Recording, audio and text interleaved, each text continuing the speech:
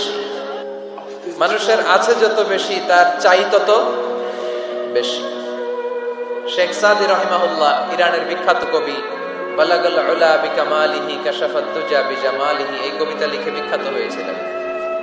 তো ওনার একটা সময় আর্থিক দৈন্যতা যাচ্ছিল, টাকা পয়সা ছিল না, ফলে পায়ে দেওয়ার মতো জুতা ছিল না।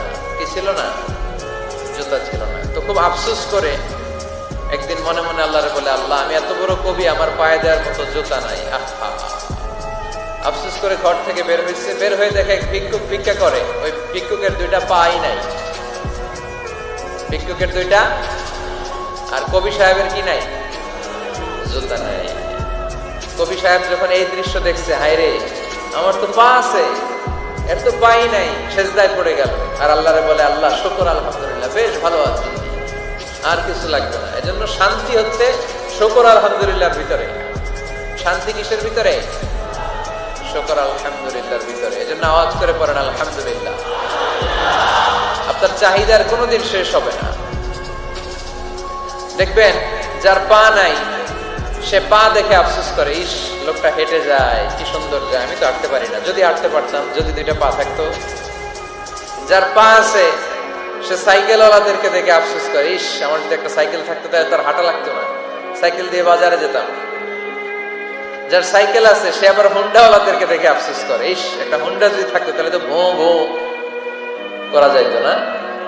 হুন্ডাওয়ালার আফসোস আছে প্রাইভেট কারওয়ালাদের দেখে, তারা আফসোস করে, ইস, আমার যদি একটা কার থাকতো তাহলে তো কার চালাইতে পারতাম। যাদের প্রাইভেট কার, এদেরও আফসোস আছে, ইস, আমার যদি একটা হেলিকপ্টার যদি থাকতো তাহলে তো উড়াল মারতে পারতাম, ঠিক কিনা?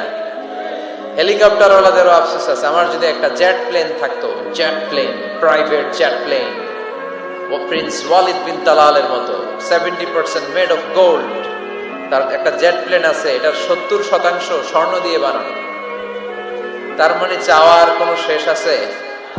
নাই। সুখ শান্তি যদি চান, অলওয়েজ পড়বেন আলহামদুলিল্লাহ। কে পড়বেন? টাকা যার বেশি, টেনশন তার বেশি। সাধারণত টাকা যার বেশি, রোগ তার বেশি। টাকা যার বেশি, শান্তি তার কম। আপনি খোঁজ নিয়ে দেখেন, 1000 কোটি টাকার মালিক, ঘরে শান্তি নাই। স্ত্রীর সাথে মনোমালিন্য, স্ত্রী যায় একদিকে, উনি যায় আরেকদিকে। পোলায় কই যায়, পোলায় নিজেও জানে না। মেয়ের অবস্থা খারাপ, আরেক ছেলের সাথে হাঁটে। তো এই হচ্ছে এদের লাইফস্টাইল। সবাই না, আল্লাহওয়ালা যারা, তারা ভিন্ন। রাতে এদের ঘুম হয় না, অনেকগুলো ঘুমের ট্যাবলেট খেয়ে ঘুমাতে হয়, ঘুম আসে না, ঘুম আসে না। কিন্তু রিক্সাওয়ালা, কুলিওয়ালা, দিনমজুর, এদের রোগ বালাই আছে? কথা বলেন। খাওয়ার সমস্যা আছে, ঘুমের সমস্যা আছে, শুইলেই ঘুম আসে, যেখানে রাইত ওইখানেই গাই। ঘুমাইতে দেরি, নাক ডাকতে দেরি হয় না, ওর নাকের ডাকের আওয়াজে ট্রাকের ইঞ্জিন ওঠে। শান্তির ঘুম।